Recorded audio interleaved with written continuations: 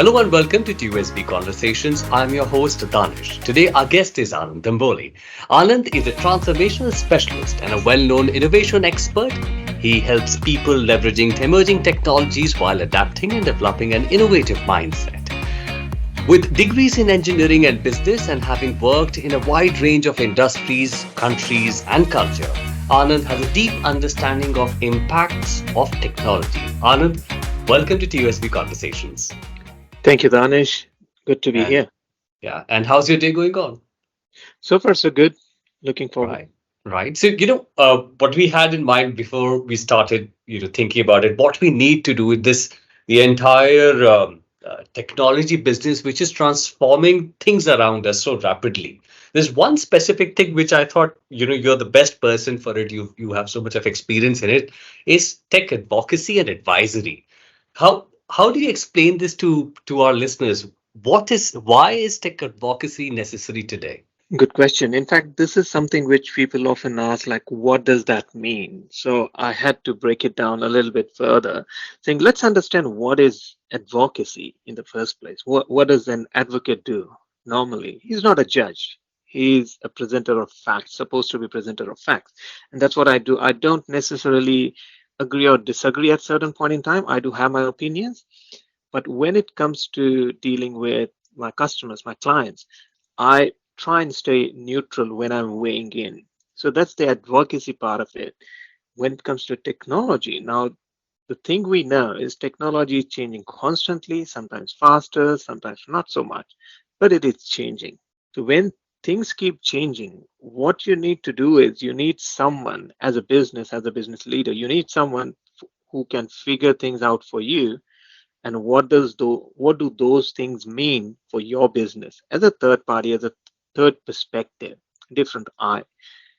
And your sometimes people feel I have my technology team to do that.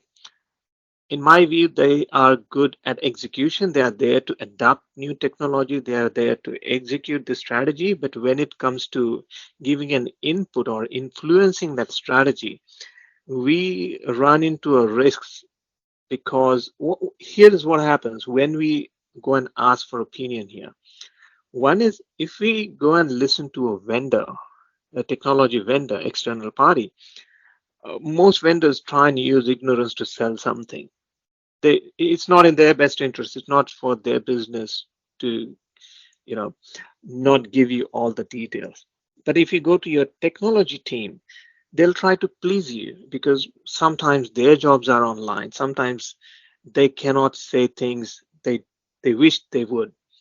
And so at this juncture, you need unbiased perspective. You need someone who can say things as they are, who can weigh in with their perspective. And this is where a professional tech advocate can give you that. So how does this help? Having the third perspective is it gives you a different point from technology perspective.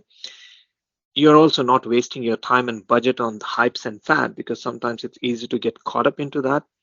And overall, it will help you reducing your technical debt because when you adopt relevant technology at the right point in time, you avoid that having technical debt.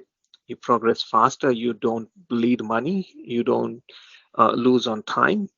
And all these things put together, now you can understand why tech advocacy is becoming more of a necessity today. No, it's a valid point. I mean, you mentioned strategy, developing new technologies at the right time. But around us presently, I think this is pretty interesting times which we're living in, right? There's so much of tech innovation which is going on, and such as these two words which I hear every single day, no matter where you read, talk to people, Chat GPT, GPT-4, and these are powerful tech advocacy building new narratives, right? What can Yeah. businesses learn from them? So no conversation goes without talking about ChatGPT. In fact, Yeah. this morning I was having a chat with senior vice president of Yahoo email, and again talking about email, we talked about ChatGPT. So this is everywhere. But the thing is, in fact, this is the point you would want to understand: is no matter what conversation you have, you still talk about it. This is the kind of narrative that has been built by OpenAI and its partners, right? It has built the most successful marketing campaign this way. Because as a business, also it is important to drive narrative, not just the technology. Because a lot of businesses we see often compete on product specifications, features, functions. They don't yield much. They do have their own place, but it's not that they will give you maximum benefit. Think about it, like chatbots are not new. They have been there for 5, 6 years. Large language models are also not new. They also have been there for past 5, 6 years. And technically speaking, ChatGPT is only, I would say, incrementally better than other options.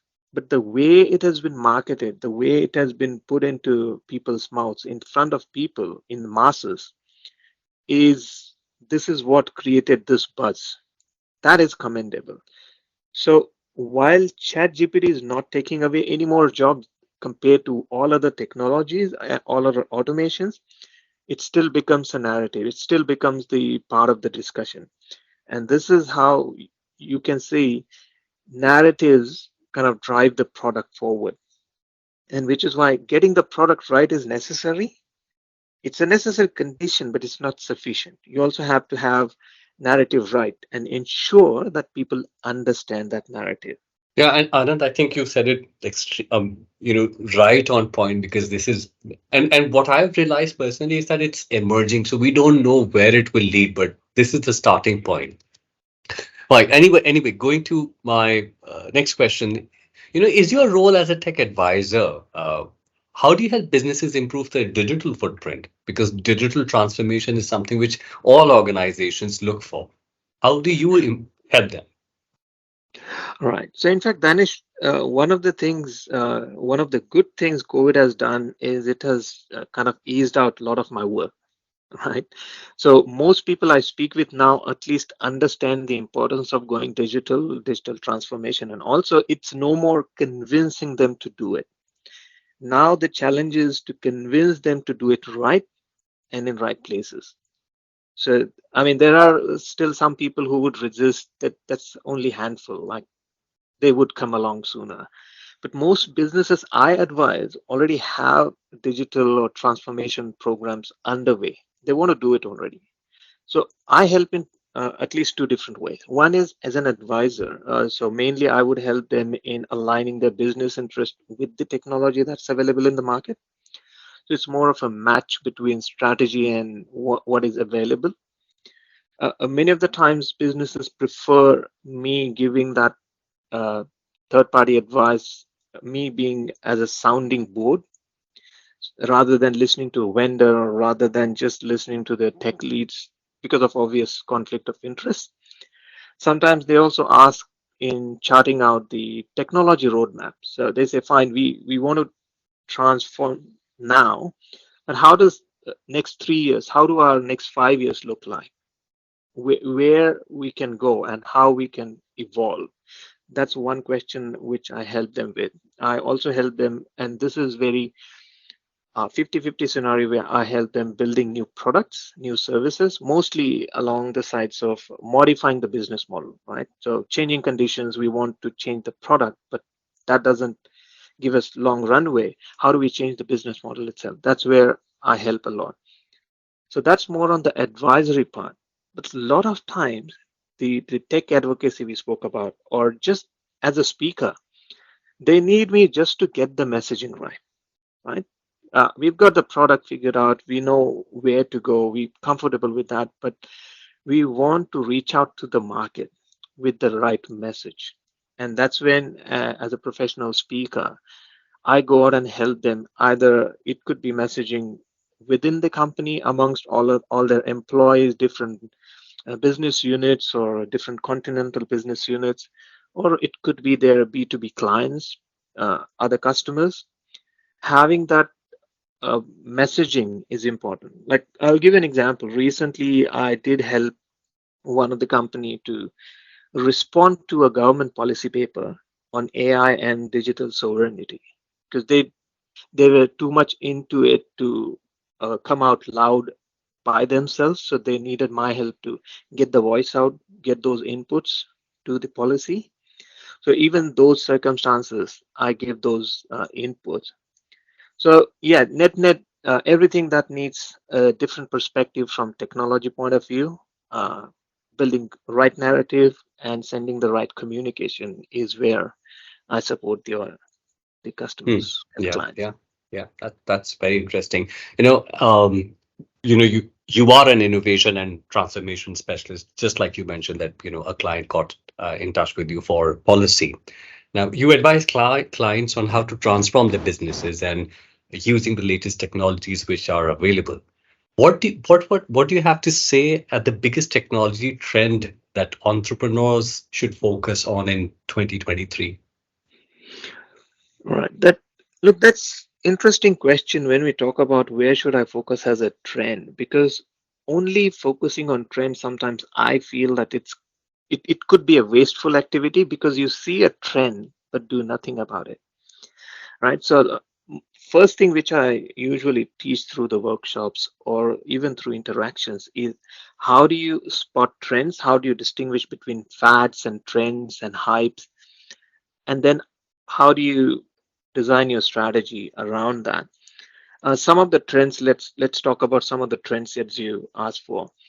uh, One is you will see hype around ChatGPT, large language models. You will see more of offshoot projects coming through that.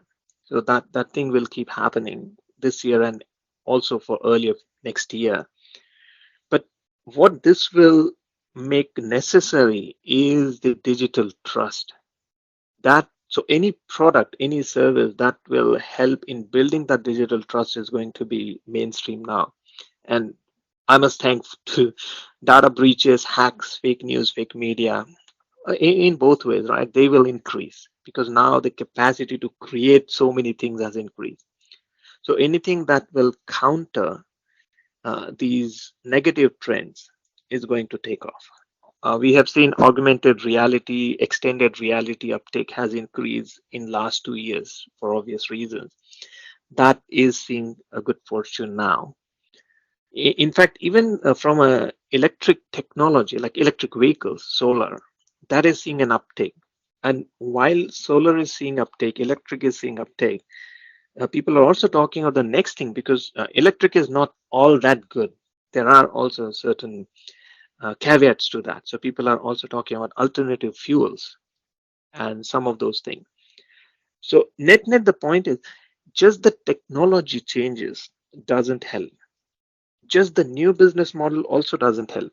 For any disruption to be useful, you need both. You need technology and you need a new business model. I mean, you and I can have same mobile phone, but if we don't have a new business model, so it's a same technology but not a new business model, we may not compete beyond a point. We can't. We need both.